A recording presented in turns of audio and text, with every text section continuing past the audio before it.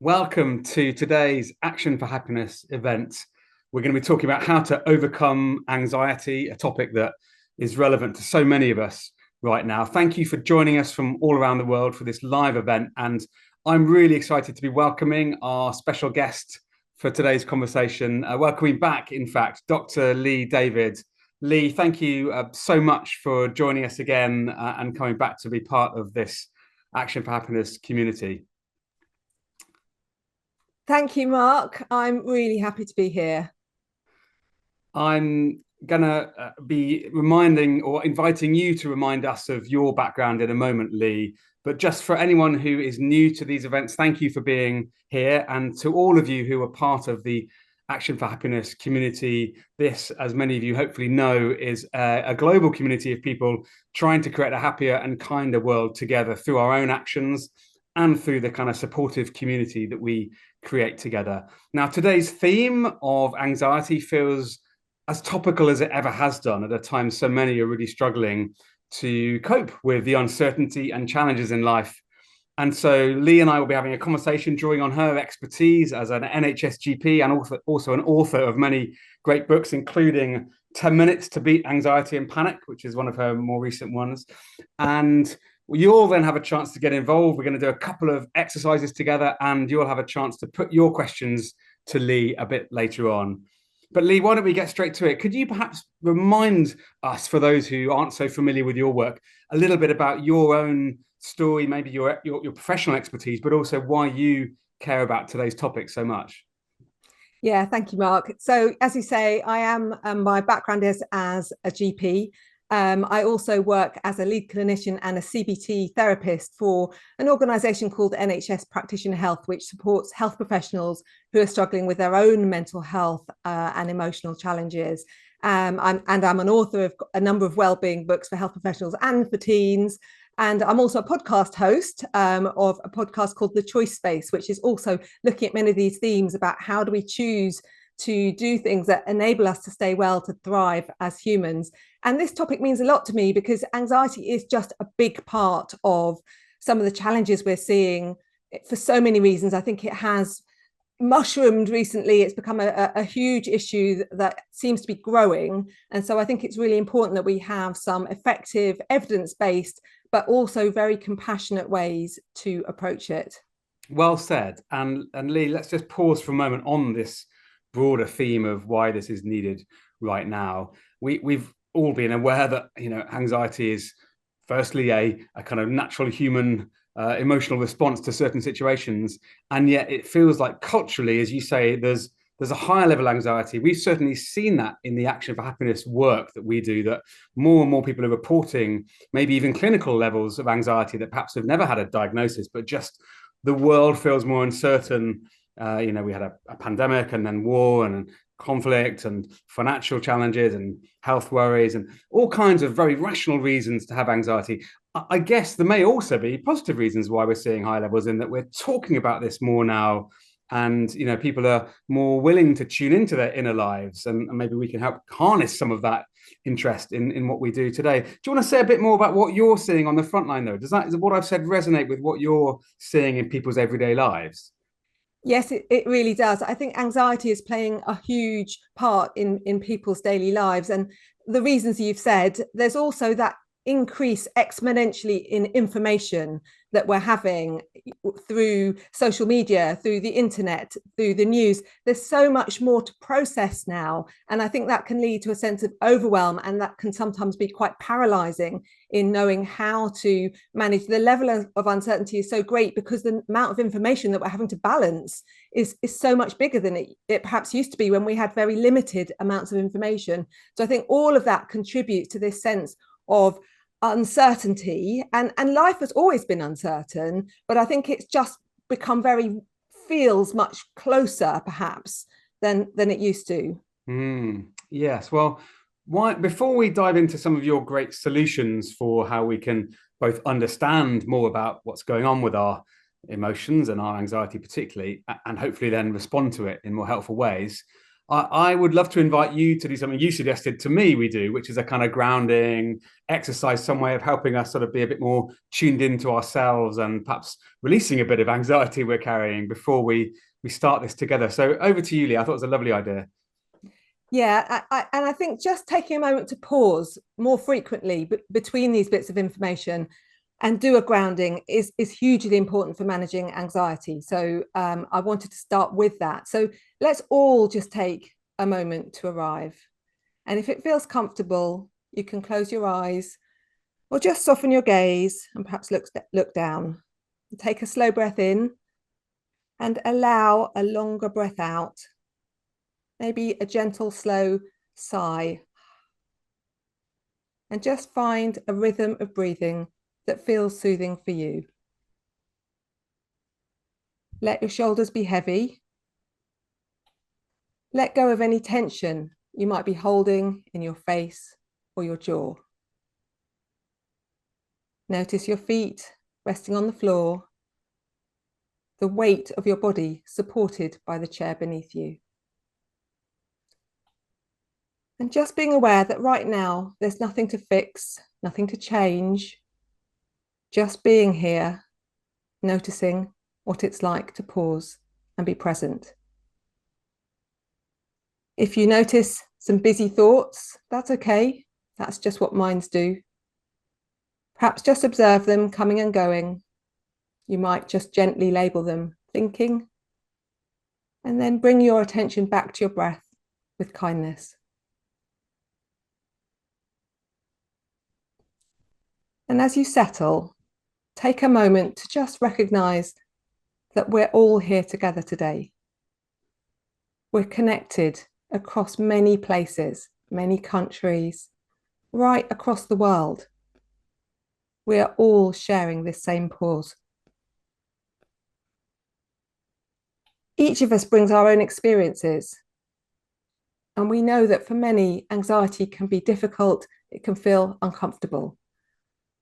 And as we are here together, we can remember we're not alone in that experience. And just take a moment to rest in that quiet support of being here all together with that shared intention to meet anxiety with awareness and with care, to respond in ways that reflect what matters most to us. Notice the strength that can grow from this shared presence. As we care for ourselves with understanding and kindness, even in the face of uncertainty. And take another slow breath in and a long, steady breath out. And when you're ready, open your eyes or lift your gaze and bring that gentle awareness and sense of shared support with you as we begin.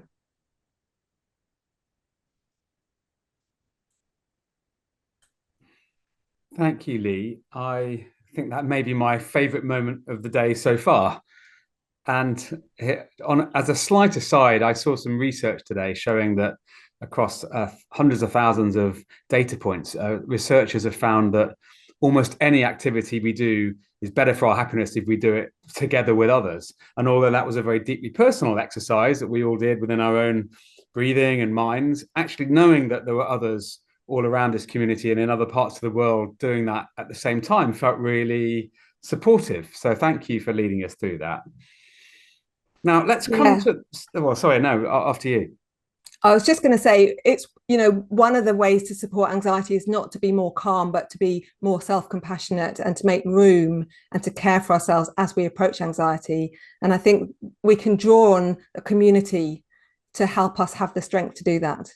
Well, I know we're going to come to this question of calm and whether calm is the right aim a bit later on, but I wanted to start actually with the title. We've called this event How to Beat Anxiety. Now, is that actually the most helpful way to think about anxiety? Well, we discussed this, didn't we? And I actually agree with you. I think it's something that draws people because everybody wants to somehow be rid of anxiety. And yet, I like to think of anxiety as being a part of us. as a signal. It's a safety system that might sometimes be a bit overreactive, but it's really just trying to help. And so instead of trying to see it as a flaw that we have to eliminate, then, because if we're beating one part of ourselves, one part's winning, then another part somehow losing. And that just doesn't sit well with me, because I have this real sense of all parts are welcome and they all bring a message that's important. It's just about not allowing perhaps anxiety to have a louder voice than some of the other parts that might also contribute. So it's trying to get a little more balance, and recognizing what message anxiety is bringing, but not allowing it to dictate or take too much control about how we live our lives. So in some ways, you're saying to be less afraid of our anxiety, maybe to sort of work with it. Would you say even perhaps to befriend it in some way? I absolutely would. I think befriending anxiety, and you could almost imagine if it's a little part of you that's sort of getting very scared and getting very worried and making a lot of noise, you almost want to just give it a big hug, sit it down with a slice of cake and a cup of tea, and just offer it some care and say, it's all right, we're okay. Just, you can stand down. We've got this. And I think that's really helpful. And I think it's also just looking wider at, what is the message bringing? It might be that our anxiety is being triggered in social situations. And actually, the message is, I care about connecting with people and I really want it to go well. And that is a value that we can lean into without necessarily allowing it to be such a negative approach of, if I get it wrong, I'm going to be rejected, which is a very negative perspective.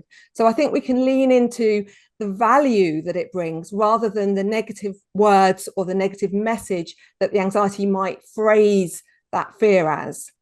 Yes, I find that really helpful. I've heard it described that we might think about it as an inner protector in some way, that's like the voice that's trying to help us stay safe.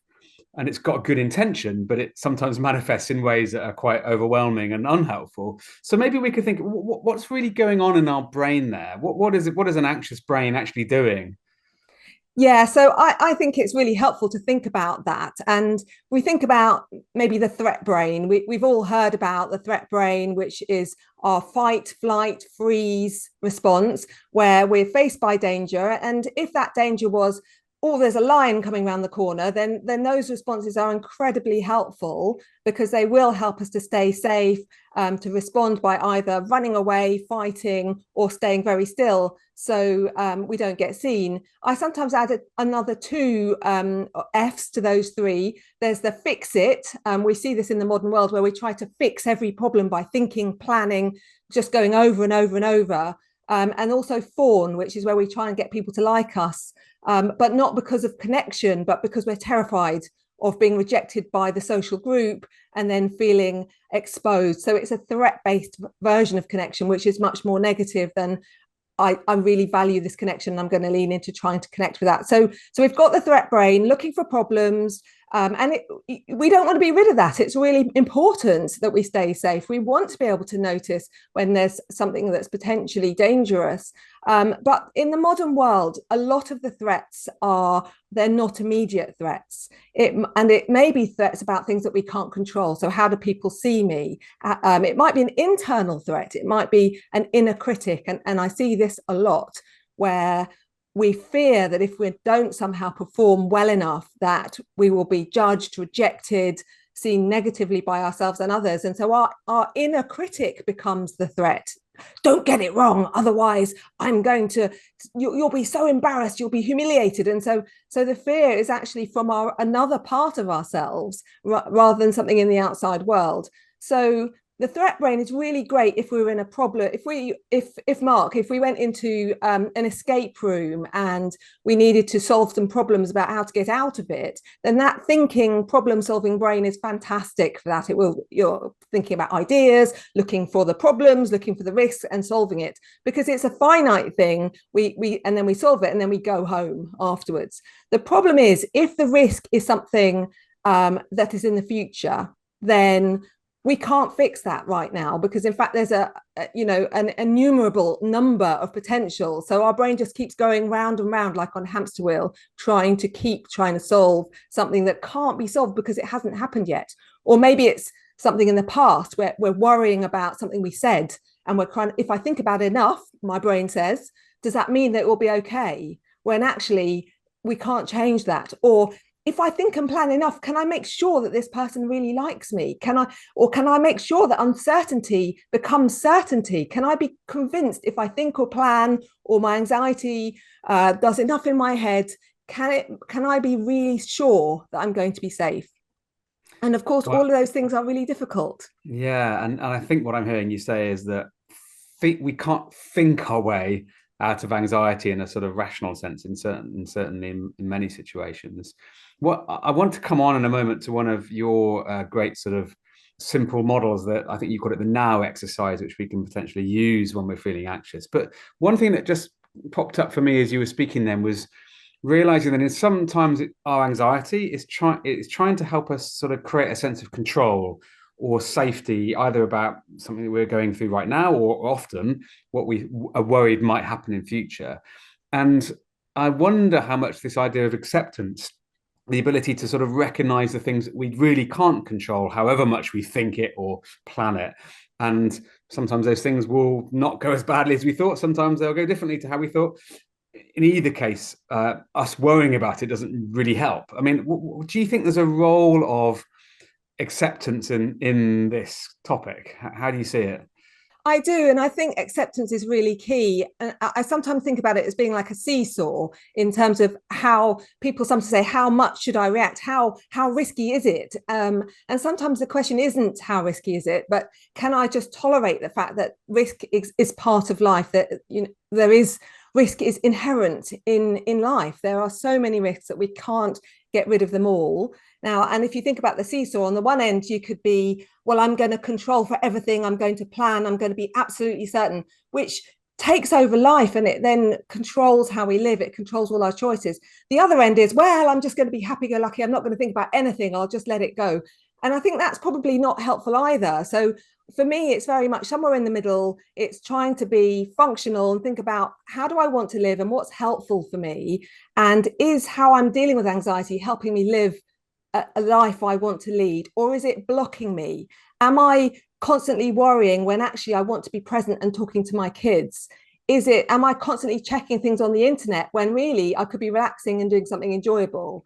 So it's just trying to work out really what role is anxiety playing. And that for me is the most important thing. I think that's really wise. I mean, certainly in many things in life, we need to find the right compromise. But you're really saying, if my anxiety is serving me and keeping me really safe, great. If it's actually undermining my ability to live, then maybe I should choose to respond to it, befriend it differently. So let's come on to your now exercise. What does that mean? Yeah, so the now is just a really quick exercise that I use to help people regulate their emotions. And we talked about this. It's not so much trying to calm down, because the idea of, I don't know if you've ever managed to get someone to calm down by asking them to calm down. I'm not convinced it is a very effective tool. Even if that's talking to ourselves, which we often do say, just, why are you making such a fuss? Just calm down. When actually what we need to do is recognize that anxiety means that there's a stronger emotion present. In terms of our thinking brain, we've gone into that threat brain. So we've gone into fight, flight, freeze. So at that moment, we're not thinking as rationally or clearly. All our wise brain, the prefrontal cortex, has gone a little bit offline. It's like having two screens, and that screen's a bit dimmer, and the bright screen is the threat brain. And so what we want to do is actually take a moment to pause, regulate the strong emotion, to just allow it to settle.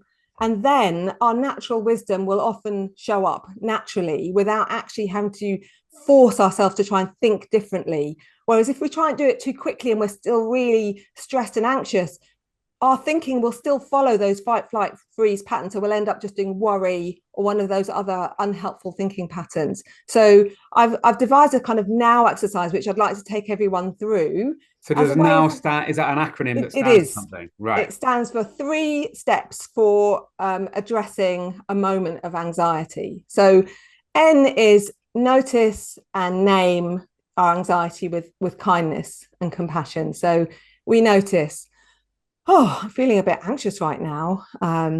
My thoughts, I'm having lots of scary worry thoughts. I'm thinking about the worst case scenarios, and my chest feels a bit tight, and my tummy's churning, and I'm having an urge to run, to leave this podcast right now, or to leave the room. So we just notice and name with kindness.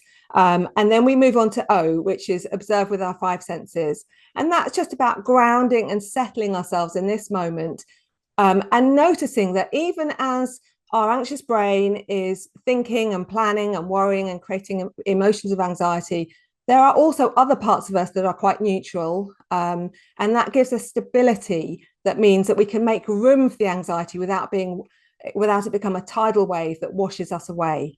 So we might say we can use our vision.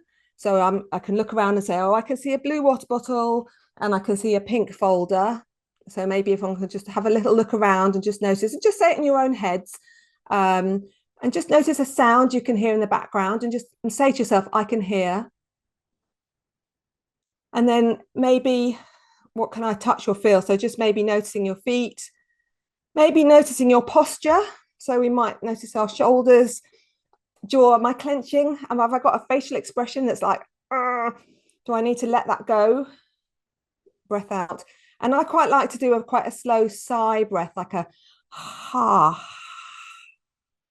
And that encourages us to do a diaphragmatic breath. So we use our diaphragm, not our chest wall. So we let go of tension in the chest.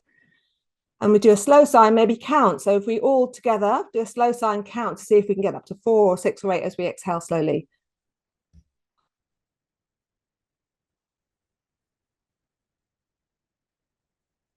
Okay, and just notice if you can you remember what number you got to? And sometimes people will say to me, oh, I think it was about 3. And so it shows that there wasn't as much attention. So just one more, and maybe go up 1, or just try and really notice the number that you get up to. And so one more slow sigh, exhale.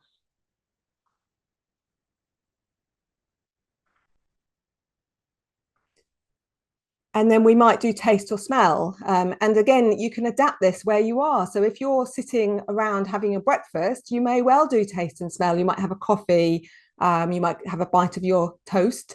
If you're in a meeting, then you might sip your water bottle and just take a moment to breathe. And then the W, when we feel a little more grounded and a little more regulated, and we've got a little bit of room. So this is that acceptance that you were talking about, Mark. It's saying, it's okay to have anxiety. I'm okay. The wave will pass and I can get through this.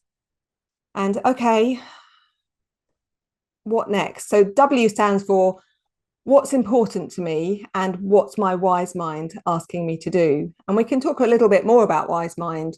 But really it's about thinking, what's the next thing that I really want to focus on? So today, what I want to focus on is listening to what you're saying, Mark, and responding in as helpful way as I can. Whereas if my anxious brain is constantly saying to me, well, have you said the right thing? Did you say it right? Then I've lost attention and I'm not really listening. I'm not as present.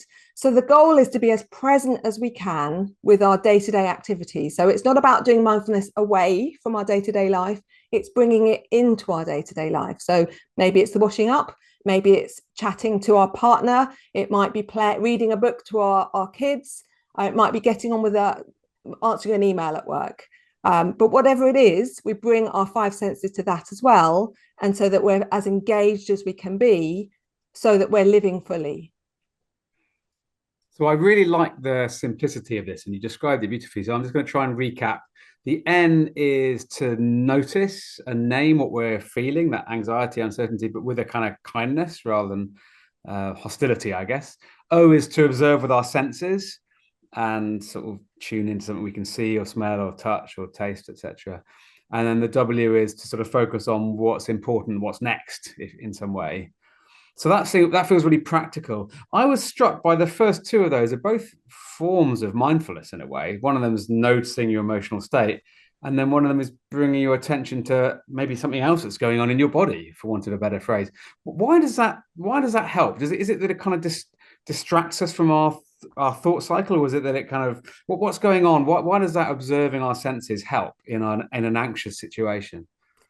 I think there's 2 parts to that. So the notice is to recognize it's a validation, because what often happens is we don't want to be anxious. So if we think of the anxiety as a part, and if you look back at how old is that part, it's often very young. We've been anxious since we were young children.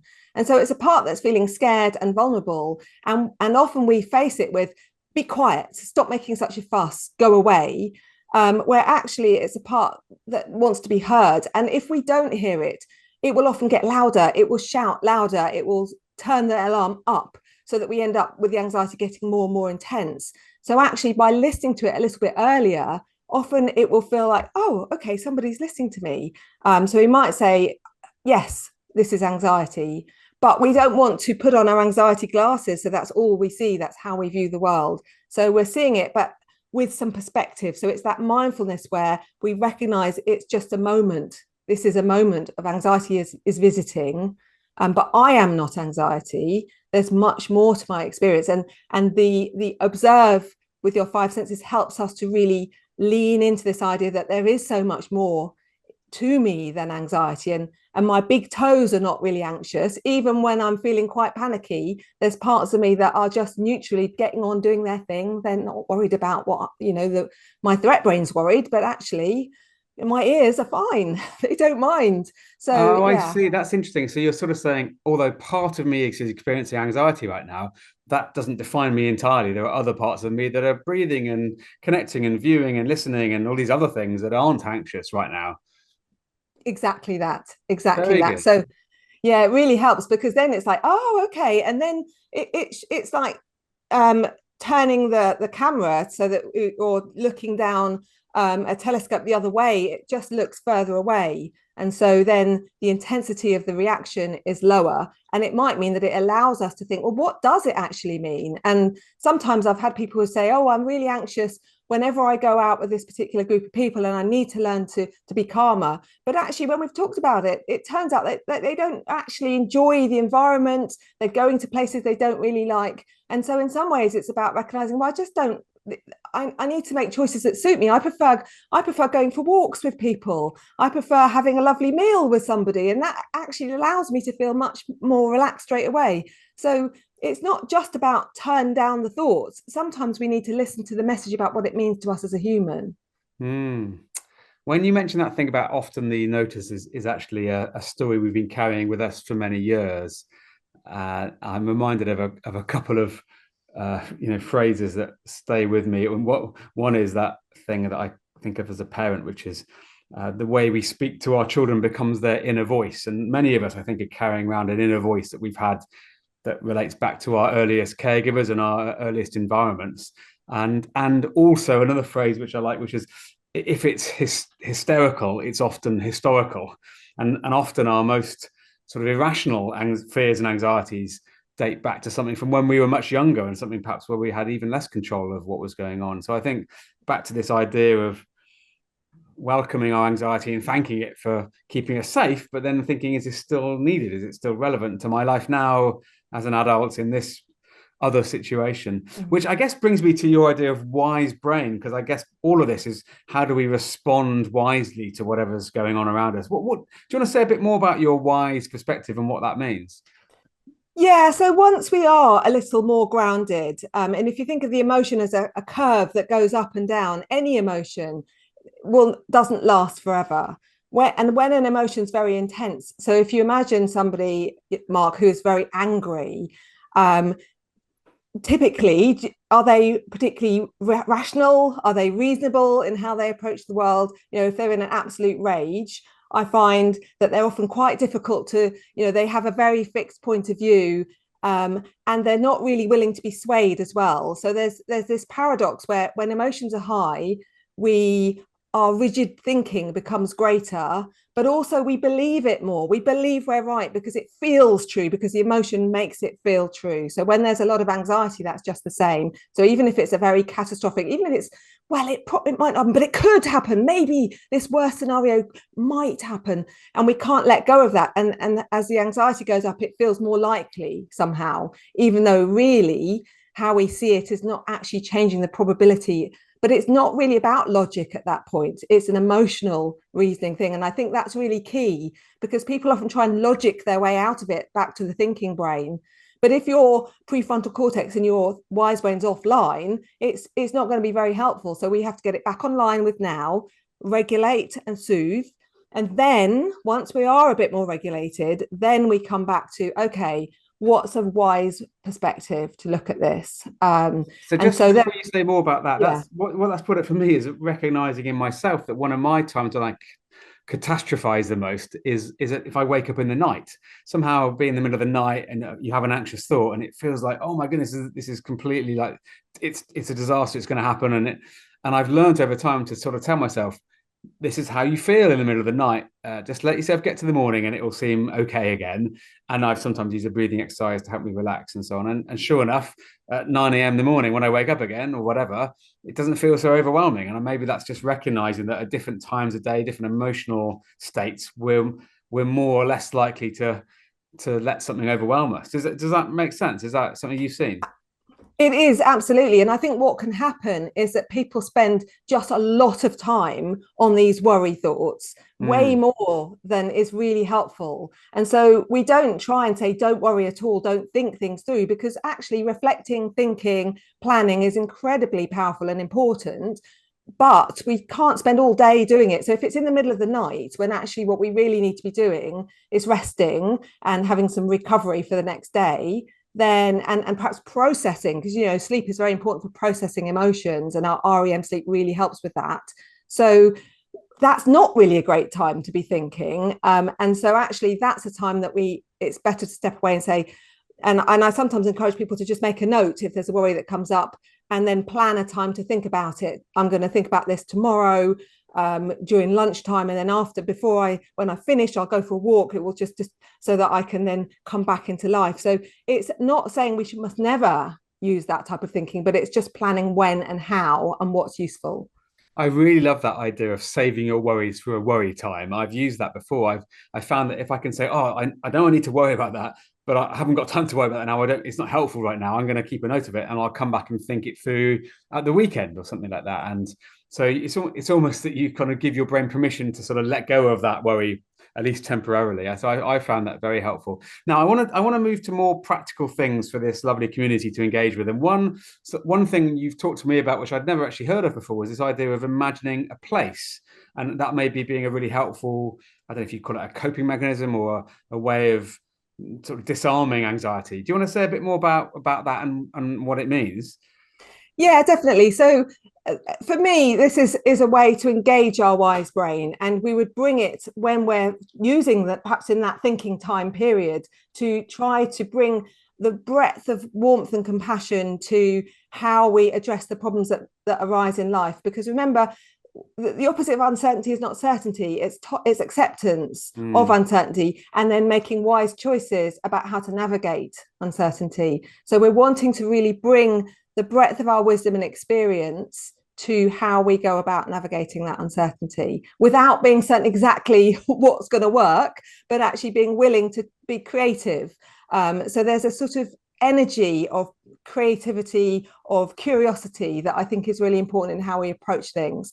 And so one of the exercises that can sometimes help bring that out is to imagine a place. So I'm just going to invite everybody to imagine a place that enables you to feel in contact with your wise brain. So it might be a place, and there's three qualities that we're looking for. So one of them is a place that helps you feel cared about and nurtured. Another quality we're looking for is that sense of perspective, that sense of wisdom. So it might be a place like a mountain, looking down from a view. It might be looking across the sea. Maybe there's that lovely warm sun that allows us to feel warmed and held. Maybe we're sitting in a soft chair that feels really comfortable, that makes us feel held and cared about. So we're looking for somewhere that brings a quality of care, a quality of perspective and wisdom. And also the third quality that really helps us navigate anxiety is somewhere that brings a sense of strength and a sense of capability. And so maybe noticing, is there a place in that, in your place, is there a way that you can engage with a sense of strength, of personal capability? So maybe it's looking at that mountain and recognizing how old it is and how many generations it's seen. Maybe it's looking across the sea and knowing that there's people all around the world and that they're all navigating something similar, and that we can draw from a sense of that. And so maybe just inviting people to pick one of those qualities for now and just share what was the place and how did it bring that sense of either kindness, of strength, or wisdom and perspective. And just noticing how that feels when we engage with that. Just notice if we breathe out and let that inhabit us from a place of strength, what does that feel like? So if you'd like to share your place in just a couple of words in the chat, we can read a few of these out and see what comes up for people. Mine was when I'm cycling, actually. So it was moving in the park and a kind of expansive greenery around me as I'm sort of gently moving through it. Other people are saying the sea, my local beach, a willow tree.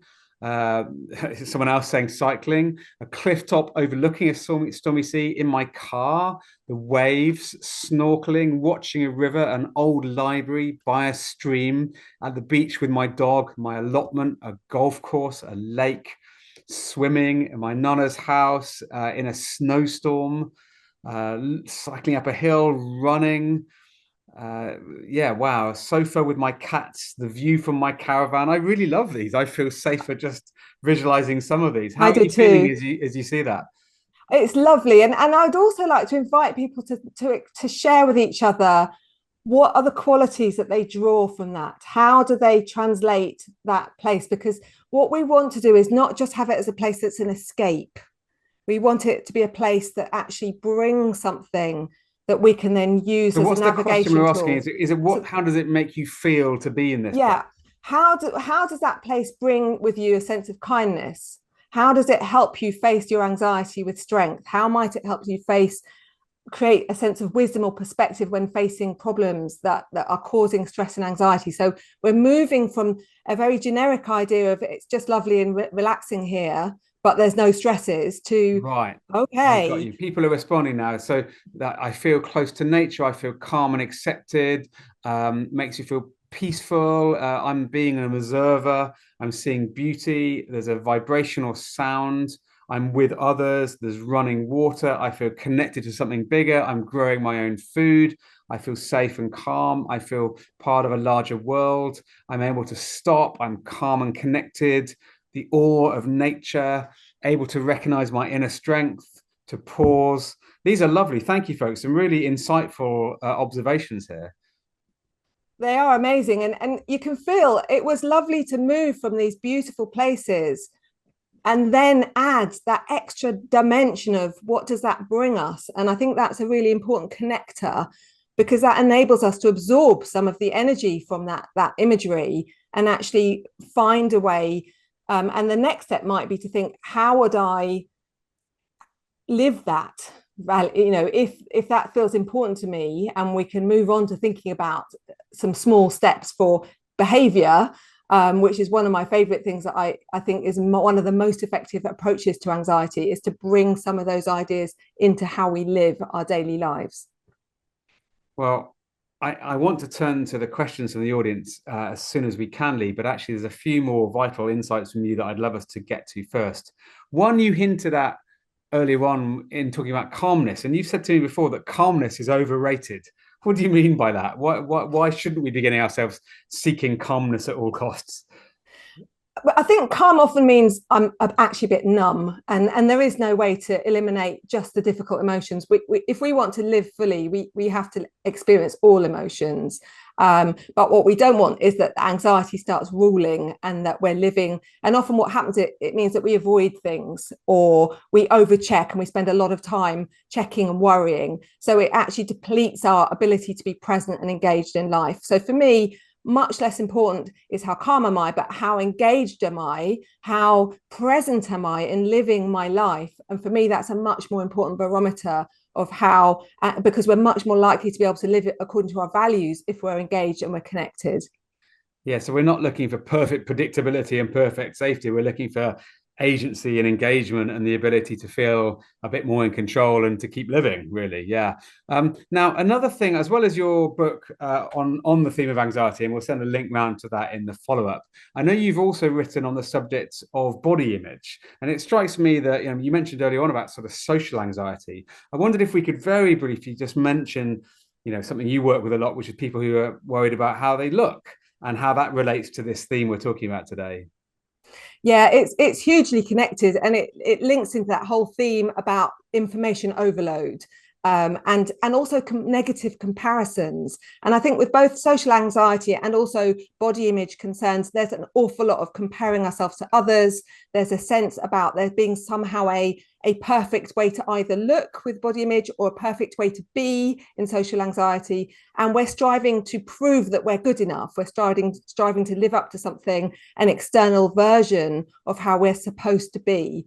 And I think with both, it's very much about stepping back into focusing on what I can control. So I can't control what other people see when they look at me, and I can't control what other people think. No matter how much I try, I can't make somebody either like me or not like me. All I can do is authentically show up as best I can, and be connected with my own values about the person that I want to be. And so it's really, for both, is coming back to perhaps reducing that input. So often with it might be not having as much social media, or finding supportive, nurturing versions of social media. That's often helpful. Not looking too much, checking, comparing, not too much looking in mirrors, all of those things where am I good enough? Am I, and it's all of that negative comparison. So we need to step away from comparison and come back to, what can my body do that's great? What do I love? Do I love to play football? I love to walk. I love to move, do yoga. I love to hug the people that I care about. And those are things, so it comes back to function. What does my body do that allows me to live a great life? And I think that's so much more important. And again, social is the same. If I focus on my being present and engaging and listening, then that helps me to build these relationships that are meaningful. Yeah, so ironically, when we're less worried about being accepted socially, we're more at peace with our inner selves, we're more likely to just connect positively and effectively with others anyway. So yeah, thank you. That's really wise. Now, last point before we come to questions. So in a moment, folks, if you have your questions for Lee, please add them to the Q&A, and please give a little upvote to any questions you'd like answered, and we'll come to those in a moment.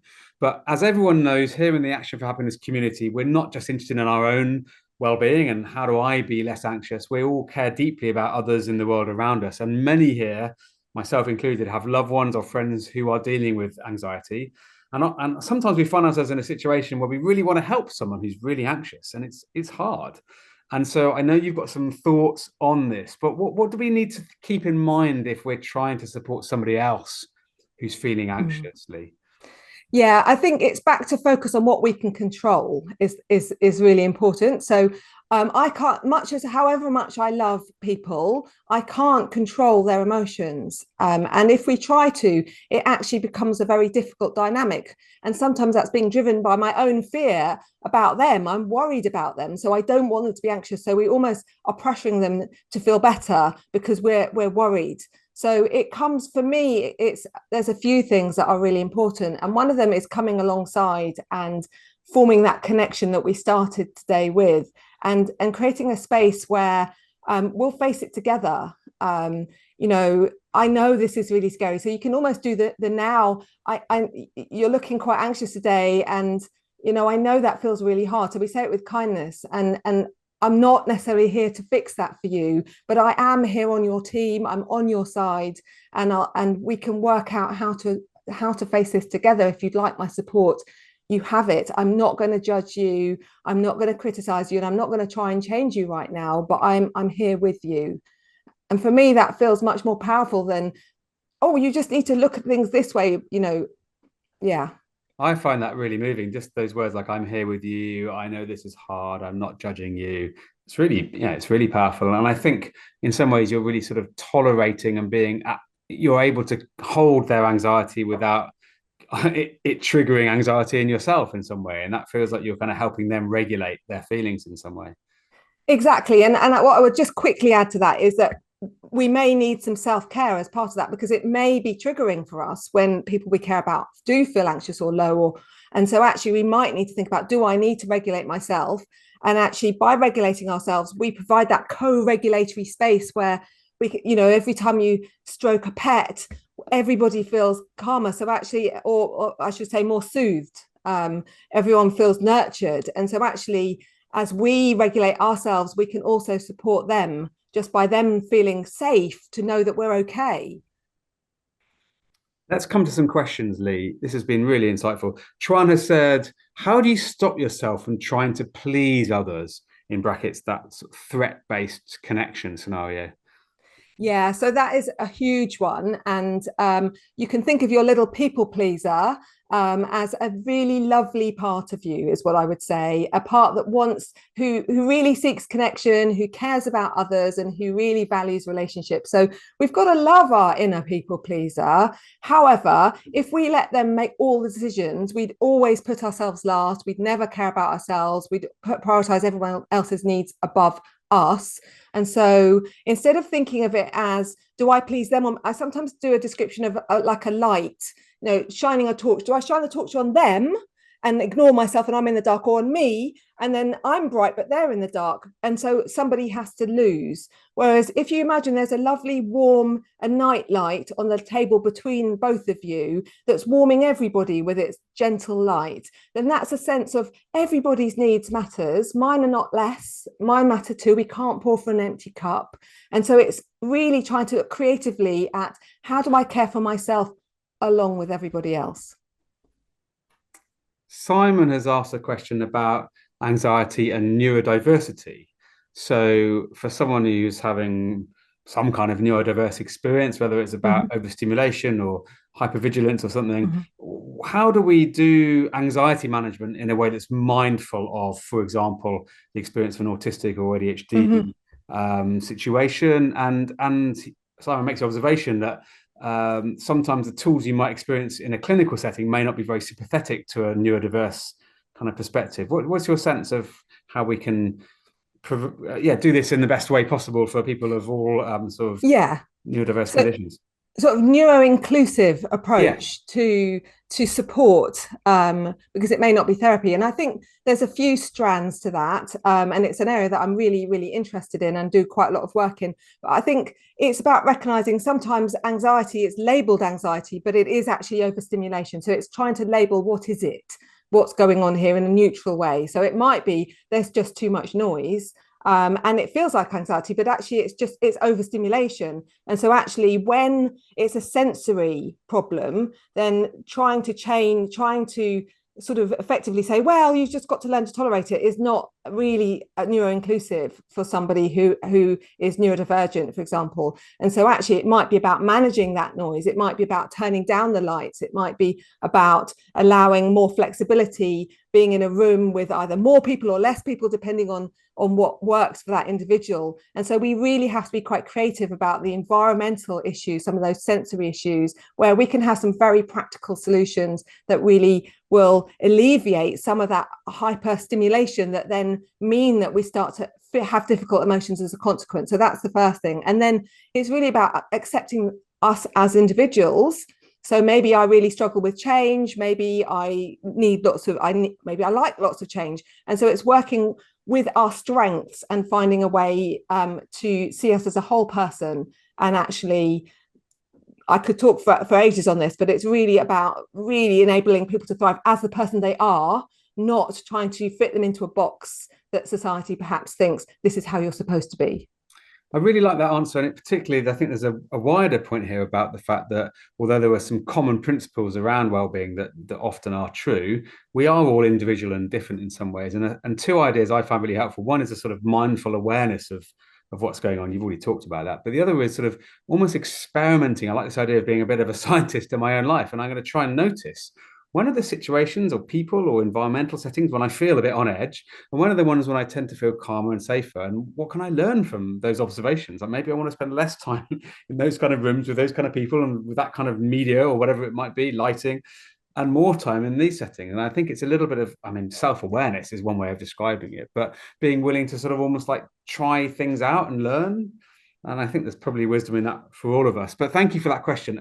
So I just saw a question on the subject that I mentioned earlier of sleep and nighttime. Deborah said, how can we actively worry less at night when we should be resting? Any practical tips? Yeah, it's really hard. And I think it's really about, I think the worry time idea is something that I think is very helpful, and sometimes writing it down. I would add, we talked about creating some time to think. I think making a written list of things, maybe a to-do list. So it's about noticing what kind of things are coming up for you at night. Is it I'm going over and over stuff I think I might forget for tomorrow? Or is it that actually I need to spend some time processing some of the emotions of the day? I need to do a wind down routine. So I think it is back to being that, to have that curiosity and start to notice patterns, and also being a little more accepting.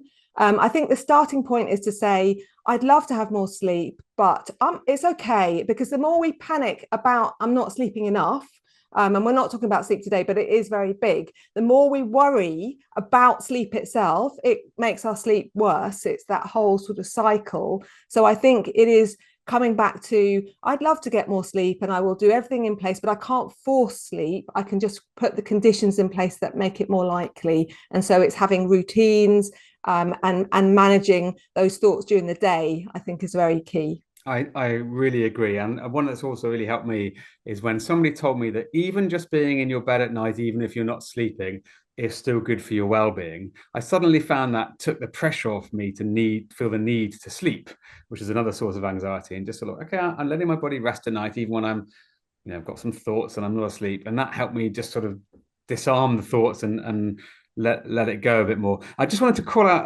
Lizanne in the chat, who's a certified ADHD coach, responding to that previous question, and made an interesting observation about the importance of slowing down and checking in about what's actually happening, and to slow down first. Really, that idea you were encouraging us with earlier about start with pausing. So thank you, Lizanne, and I know you'd agree with that one, Lee. Stefania has asked, how do you overcome the anxiety associated with rejection and failure when society is constantly judging us and rewarding only those who are succeeding and performing well? So, for example, if you don't perform well at work, you might get fired. So there's a very real reason to be anxious about performance in some cases. What would you say to Stefania? I would say that is true. However, worrying about being fired very rarely makes us less likely. It just creates stress, and it doesn't actually help us engage with work more effectively. So there's two parts to that question. The first is, does worry make me more effective at doing my job? And I would argue I don't think it does. It just makes it very stressful and unpleasant, and actually takes away my attention. So coming back to the idea of, I will do some problem solving and thinking and planning at predictable times, but I'm not going to spend all day and night doing it, because actually that just makes me stressed and tired and less effective. And then the other part of the question is, how do we support the inner critic who's saying, if you don't do well at work, you'll get fired, and then you'll be revealed. Maybe it's like an inner imposter who fears, I'm going to be revealed as this total failure, that I always knew it, and that it's going to be revealed, and that will be so humiliating.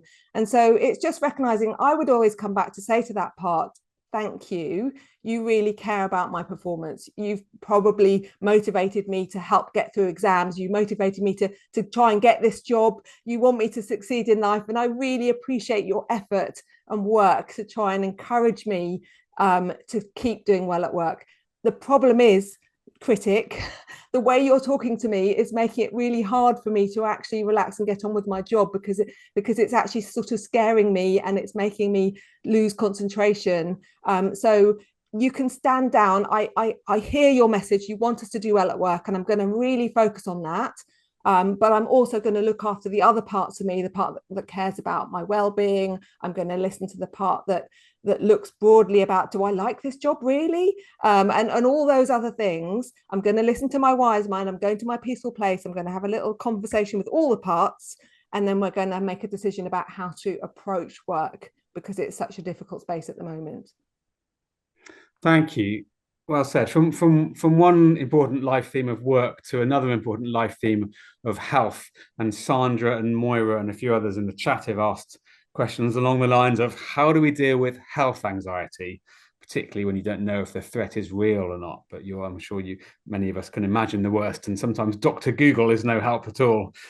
Well, I think Dr. Google is possibly one of the worst types of medical involvement, because what that does is, as soon as you look, we turn to it to try and seek reassurance. I want to check that there's nothing really wrong, but of course what you read is lots of other things that could be much worse.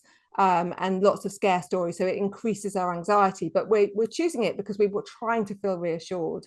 So health anxiety is horrible and it's terrifying. And you can do is this, how realistic is this fear? You can try and minimize it. You can look at you can make pie charts about how likely it is to be true, and that can be really helpful to gain some perspective on it.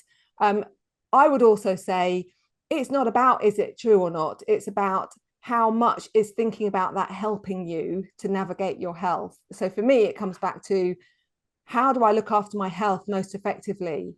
And that doesn't mean being certain that I'm never going to be ill and that this symptom is never going to be a problem. But it comes back to, I can tolerate the idea that some symptoms are scary, and I can live really well even with that reality, and try and find ways for it not to take over my whole energy so that I can think about nothing else, because actually that's not keeping me safer. It's not making my health better, and it's having a really negative impact on my mental health and my well-being, and on my relationships. Thank you, Lee. I'm just wanted to recognize something Cynthia said in the chat just now, saying thank you, and I certainly echo that. It's good to be in a worldwide group who understands. And I think, well, thank you. It's beautiful to hear that. And of course, we love to run these events as live events rather than just podcasts or YouTube videos, because people can participate in something. And I guess one thing we haven't explored that much tonight is how social connection and togetherness and friendship and being able to talk to each other can help when we're feeling anxious. Do you just want to say a little bit about the power of community and relationships, Lee?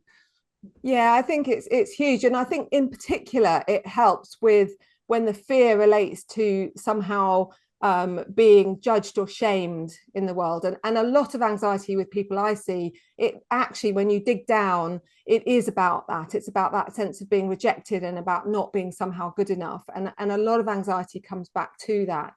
And so feeling like I'm not alone in navigating this can really create a sense of strength and compassion that means that we've got more ability to hold uncertainty, because uncertainty doesn't have to mean anxiety. They're not synonymous, they're not the same. We can be unsure and curious, as well as being unsure and terrified. It's not mandatory to feel fear, or we might be able to feel the fear and make room for it and still live in a way that follows our values and enables us to be present. Sometimes I do work with people where somebody in the family has had a really significant illness. And so there isn't a way to make that feel better as much, because there's grief, there's loss, there's sadness. We want everyone to be well that we love. And so it's not about eliminating those issues. It's about embracing them, being real, and then coming back to this moment of, this matters. Our relationships matter. The people around the world can support me to recognize what really matters is us as a community. Lee, in a moment, I'm going to turn back to you for a sort of final thought, although that was a lovely one. But before we do that, I'd love to invite everybody who's here to join me in what we call the checkout. We're at the end of this time together today. And so there's three parts to the Action for Happiness checkout. First of all, let's just take a pause, as Lee has recommended to us, and take a breath. And just really notice how you're feeling right now, accepting how things are within you, and drawing your attention to how you're feeling after this time together. We've thought about our own experiences. We've learned from Lee. We've listened to each other in the community. We've had some fantastic questions. And as you take a pause and notice your own emotional state, try and bring your attention to something you feel appreciative of about this time together. Maybe a new idea you've heard, or maybe an exercise that Lee has shared with us. It could be just that grounding exercise, the now approach, the place that helps us feel safe and strong and grounded and accepted. And with that sense of gratitude to each other, to yourself, and to Lee, let's also extend that warmth beyond this group. We're so fortunate to have the chance to be part of this community, and there are many, many others in our lives, our communities, and indeed around the world who could really use these ideas at a time when they're feeling anxious and uncertain. So let's send out some well-wishing beyond this group to other places and people around the world. And keep in mind the words of the Action for Happiness pledge to create more happiness and less unhappiness in the world. Lee, it's been really sort of helpful and useful going through this time together, but also really thought-provoking. I love that kind of combination of brain and heart that comes up in these kind of conversations. What if you could leave us with one final thought to wrap this up? What would you like to say to us all? I think it's about really connecting with ourselves and our community, and making choices that are in line with who we want to be. Whether anxiety is there, and often it will be, it's making space for it, but it's also living with real intentionality and thoughtfulness, and inhabiting, choosing our behaviours that bring those values to life. Thank you so much, Lee. Keep up the inspiring work. And thank you, everyone, for being part of this community and joining us today. See you all again soon. Thanks, Lee. Bye.